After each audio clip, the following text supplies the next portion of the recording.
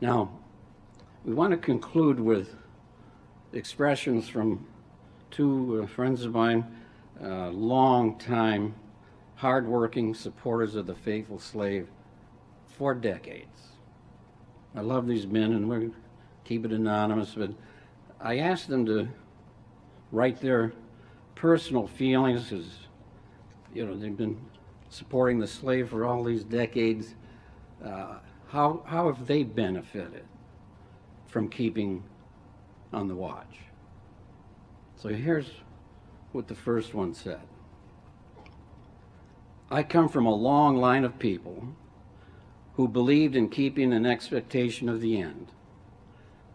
My mother died just last year, and she always felt that the end was close at hand. She just knew that she would live to see it, but she didn't.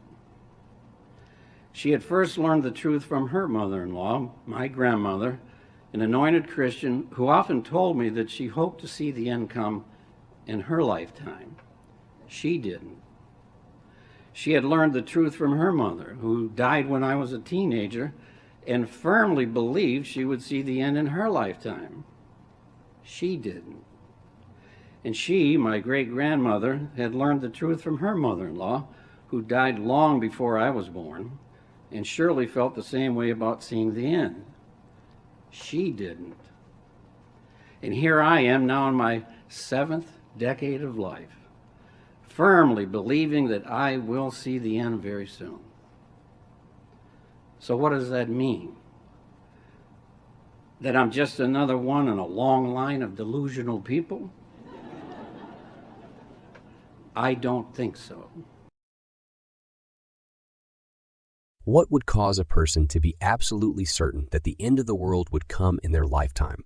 Is this a belief that they could come up with all on their own from reading the Bible? Or might they have been influenced by others to come to such a conclusion? This video will present how this teaching has been presented by the Watchtower Bible and Tract Society to its members since its inception by its first president, T.T. Russell. It was taught as truth, divinely guided by God, but went through many changes over time as it became obvious that the end was not going to occur as expected.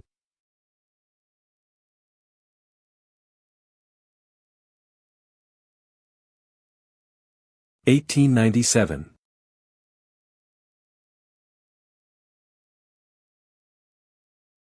Those who are walking with us in the light of present truth are not looking for things to come which are already here, but are waiting for the consummation of matters already in progress. Or, since the Master said, "When ye shall see all these things, and since the sign of the Son of Man in heaven, and the budding fig tree, and the gathering of the elect are counted among the signs," it would not be inconsistent to reckon the generation from 1878 to 1914, 36.5 years, about the average of human life today. 1927. At the Jordan, Jehovah started a new generation, a new creation of which Christ Jesus is the head. Jesus selected 12 disciples who were with him for 3.5 years. 11 of these we have every reason to believe constitute a part of that new creation. In 1 Peter 2:9, the apostle, speaking to the church of course, referred to those who are faithful. The irresistible conclusion, therefore, is that Jesus referred to the new creation when he said, "This generation shall not pass until all these things be fulfilled." This then would be strong indication that some members of the new creation will be on the earth at the time of Armageddon. 1952. Webster's Unabridged Dictionary gives, in part, this definition of generation: the average lifetime of man, or the ordinary period of time at which one rank follows another, or father is succeeded by child. In age, a generation is usually taken to be about 33 years. But the Bible is not so specific. It gives no number of years for a generation. And in Matthew 24:34, Mark 13:30, and Luke 21:32, the texts mentioning the generation the question refers to, we are not to take generation as meaning the average time for one generation to be succeeded by the next, as Webster's does in its 33-year approximation, but rather more like Webster's first quoted definition: the average lifetime of man. 3 or even 4 generations may be living at the same time, their lives overlapping. 1968. Jesus was obviously speaking about those who were old enough to witness with understanding what took place when the last days began. Jesus was saying that some of those persons who were alive at the appearance of the sign of the last days would still be alive when God brought this system to its end. Even if we presume that youngsters 15 years of age would be perceptive enough to realize the import of what happened in 1914, it would still make the youngest of this generation some 70 years old today. So the great majority of the generation to which Jesus was referring would already have passed away in death. The remaining ones are approaching old age. And remember, Jesus said that the end of this wicked world would come before that generation passed away in death. This of itself tells us that the years left before the foretold end comes cannot be many.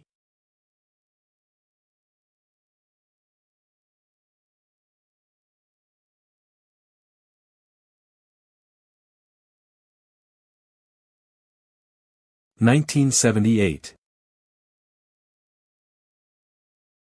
In common English usage today, generation, might be used for 1. All persons who were born and who live about the same time, or 2. The average span between the birth of parents and that of their children, usually 20 to 30 years. Which did Jesus mean? Obviously not the latter, for in its first application, the generation ran from 33 CE until 70 CE, or at least 37 years. Also, it is evident that by the word generation, Jesus did not mean just the Jewish children born in 33 CE. Luke relates that after being asked by the Pharisees when the kingdom was coming, Jesus told his disciples, the Son of Man must undergo many sufferings and be rejected by this generation. That rejection certainly was not by newborn babies. Likewise, the way things worked out shows that the generation he spoke of in Matthew 24:34 included his listeners and others who could discern the fulfillment of his words from 33 CE onward until Jerusalem's destruction. Thus, when it comes to the application in our time, the generation logically would not apply to babies born during World War I. It applies to Christ's followers and others who were able to observe that war and the other things that have occurred in fulfillment of Jesus' composite sign. Some of such persons will by no means pass away until all of what Christ prophesied occurs, including the end of the present wicked system. 1980.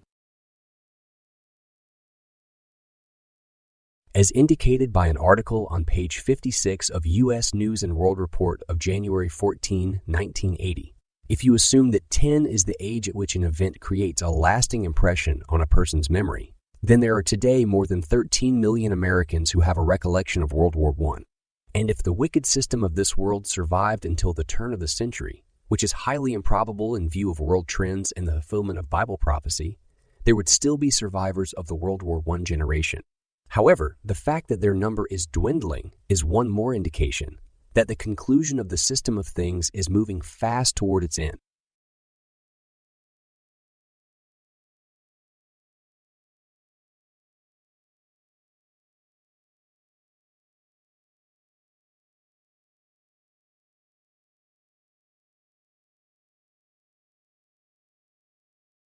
The Greek word rendered generation in the Bible has been defined as those born at the same time. Associated with this is the meaning, the body of one's contemporaries. An age, the sum total of those born at the same time, expanded to include all those living at a given time. Generation, contemporaries. These definitions embrace both those born around the time of a historic event and all those alive at that time. If Jesus used generation in that sense, and we apply it to 1914, then the babies of that generation are now 70 years old or older.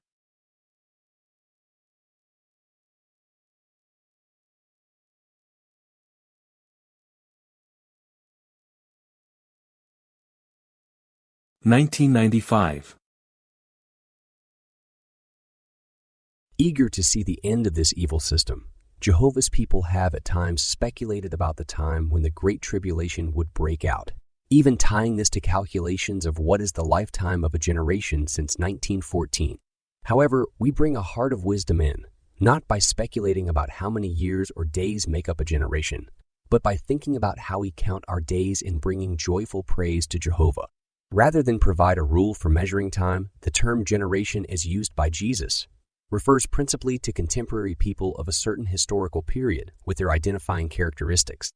In the final fulfillment of Jesus' prophecy today, this generation apparently refers to the peoples of earth who see the sign of Christ's presence, but fail to mend their ways. We have just seen that Jesus' words in Matthew 24:34 regarding this generation have been interpreted and adjusted by the Watchtower organization 7 different times. In 1897, it was taught by the president of the organization that the generation consisted of all persons living in 1878. Bible students living at that time were firmly convinced that the end would come in their lifetime 36 and a half years later in 1914. In 1927, it was said that the generation referred only to Christians, which will be on the earth at the time of Armageddon. In 1952, a generation was said to be the average lifespan of 70 or 80 years. In 1968, it was said that those old enough to understand the significance of what was happening in 1914, perhaps 15 years old. In 1978, it definitely could not refer to babies. In 1980, it could be perhaps those as young as 10 years old. In 1984, it could be babies. In 1995, it was changed to wicked persons living at the time Armageddon occurs, whenever that happens, with no reference to age. These are just a few of the changes to this doctrine. A much more comprehensive treatment of this subject has been put together by Paul Grundy at W Facts. I'll put a link to his website in the description. However, these examples are enough to demonstrate that instead of admitting they were wrong about the year 1914, the Watchtower organization simply adjusted their interpretations, continually moving the goalposts to make it appear that the end was near. Millions of witnesses were kept in a constant state of suspense, willing to forego plans for higher education, career, marriage, or having children. The situation now is that even babies born in 1914 are no longer alive. Yet the organization continues to adjust and perpetuate this teaching, as the next video will demonstrate.